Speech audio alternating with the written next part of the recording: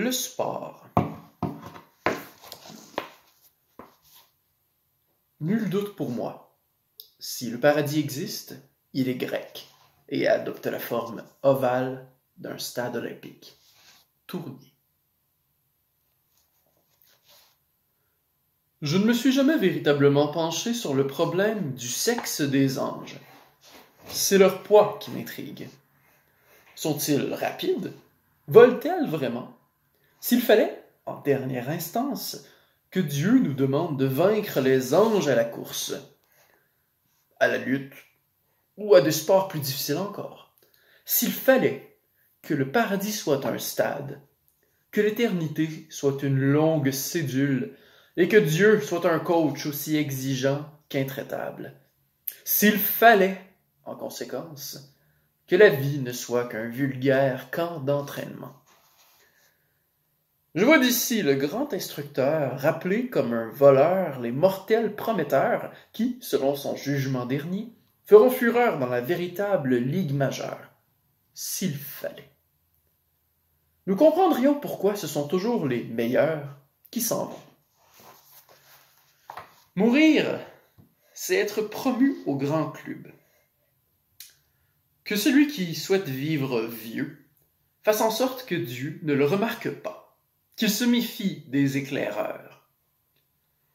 Notre passion profonde du jeu, notre obsession des règles et notre plaisir de battre l'autre font bien du sport le dernier refuge des grands attroupements cérémoniels.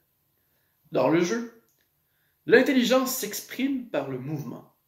Elle se trouve dans l'acte, l'innovation et l'élégance. Rien de plus rond qu'une balle, de plus planétaire qu'un ballon, de plus solaire qu'un disque. Le sport est simulacre, événement, messe.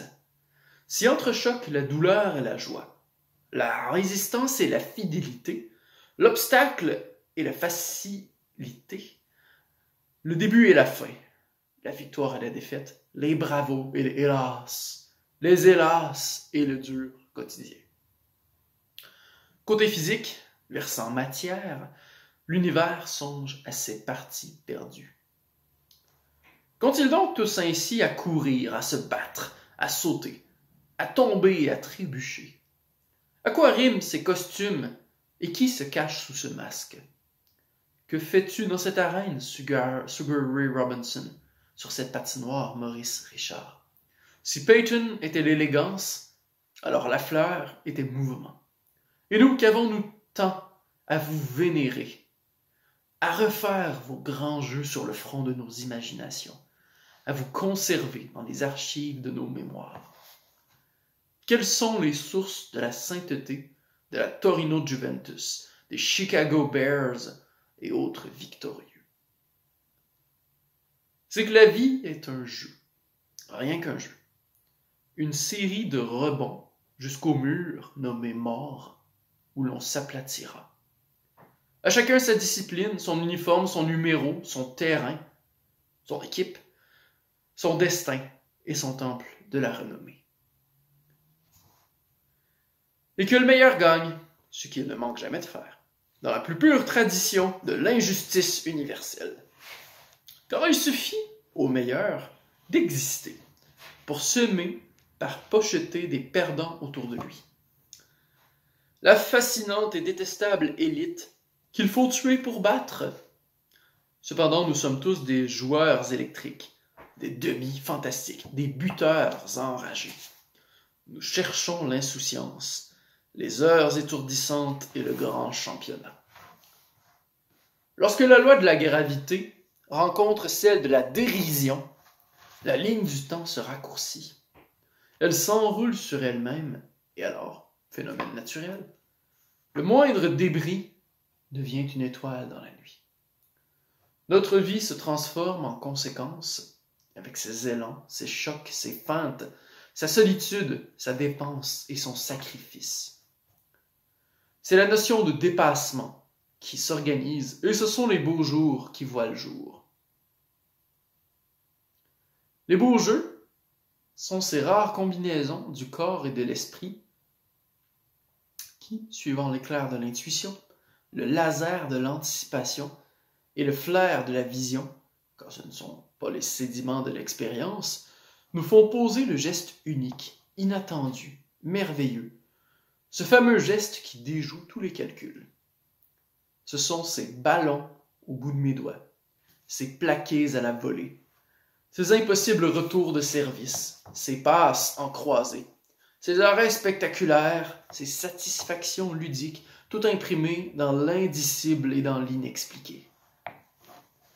Ce soir, dans le stade d'une quelconque cité, les éphémères de Montréal rencontrent le New York Totality. Ils seront nombreux, les cœurs, sur la longue liste des blessés. Mais le match est décisif, et à la fin, sans se soucier du score, debout sur nos sièges renversés, les âmes vibrantes, les âmes exorbitées, nous verrons une autre fois encore manquer de temps. Le temps manqué de temps. Nous verrons la seconde s'éplucher, nous montrant son noyau dense et dur, ce morceau d'absolu qui a pour nom éternité. Côtoyer les étoiles, briller de tous ces feux, brûler de l'énergie avant que de s'éteindre un soir à Chicago, au hasard d'une mauvaise chute, d'un mauvais élan ou d'un faux mouvement. Vous est-il arrivé, un moment sur la touche, de vous interroger sur le nombre de parties qu'il restait à jouer?